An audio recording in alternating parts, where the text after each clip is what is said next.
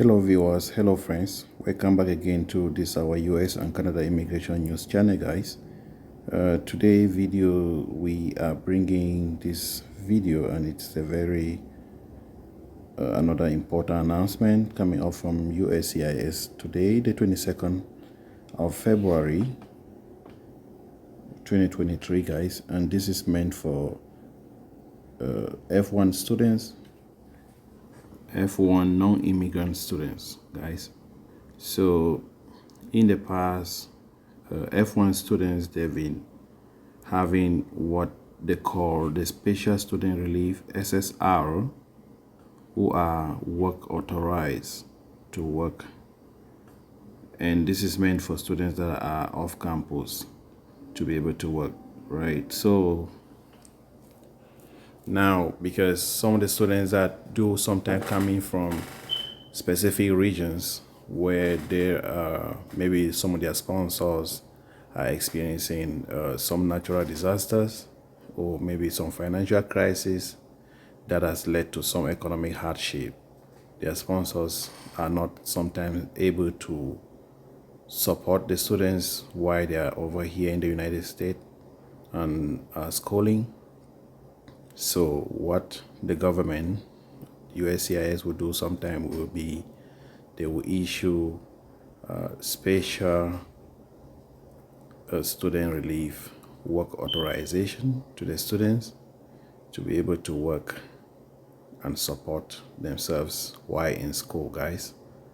All right, so USCIS has made some additional guidance. So today this publication is to add some additional guidance and clarity to the individuals who are currently having this special student relief provision, as well as for future applicants.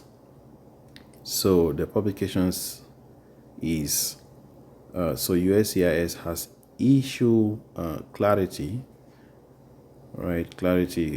Clarifying guidance for individuals authorized to work under special student relief provisions. So as a student, so they're saying USCIS and Immigration Services, the United States Citizenship and Immigration Services is issuing a policy guidance in the USCIS Policy Manual to clarify the validity period of employment authorization for F1 non-immigrant students experiencing a severe economic hardship due to emergent circumstances, right? And this special student relief provision is also called a special student relief work authorization, right? So they're saying the update clarifies that in the case of severe economic hardship due to emergent circumstances, they may grant off-campus students employment authorization to an F1 non-immigrant student for the duration of the federal regulation notice validity period.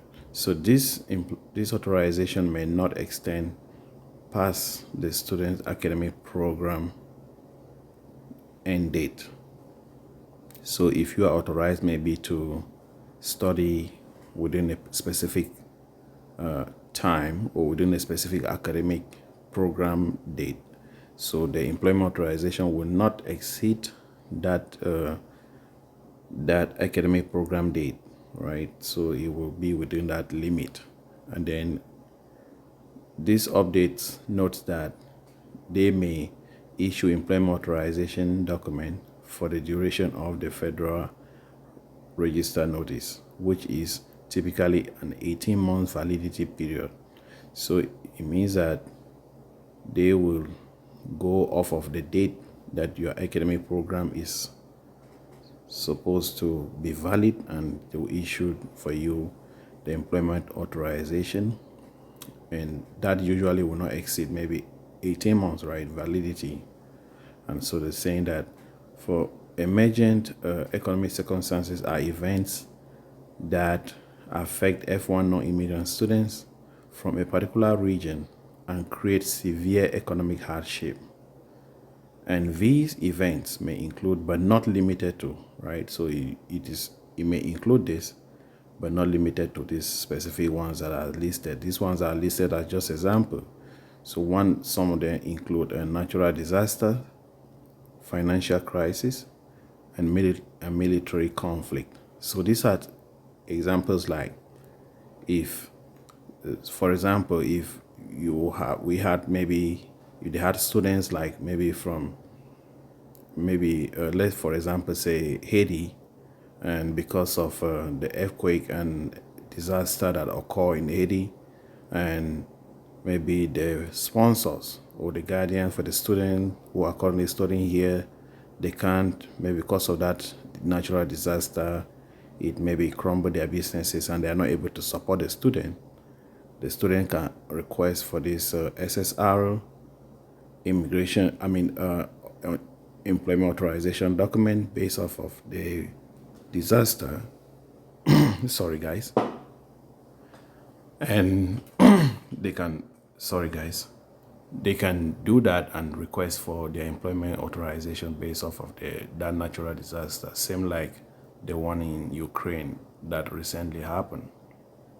And some situation also financial crisis, right?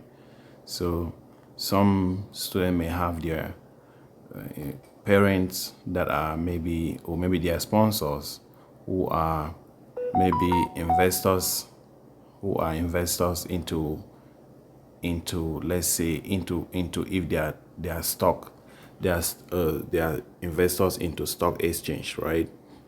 Your parents are maybe investors into stocks who are investing in the stock market, and maybe because of the fall in stocks, and maybe they lost which may lead to some financial crisis for your sponsors.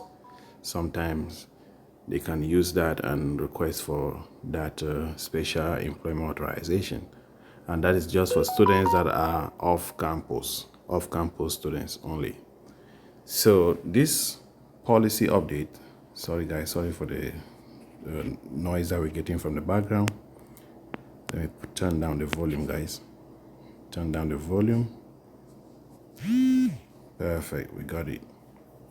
Sorry, so this policy update will be effective when it is published, right? When it will be published and will apply to all pending. So it will be published in the Federal Registry, right? This notification is going to be published in the Federal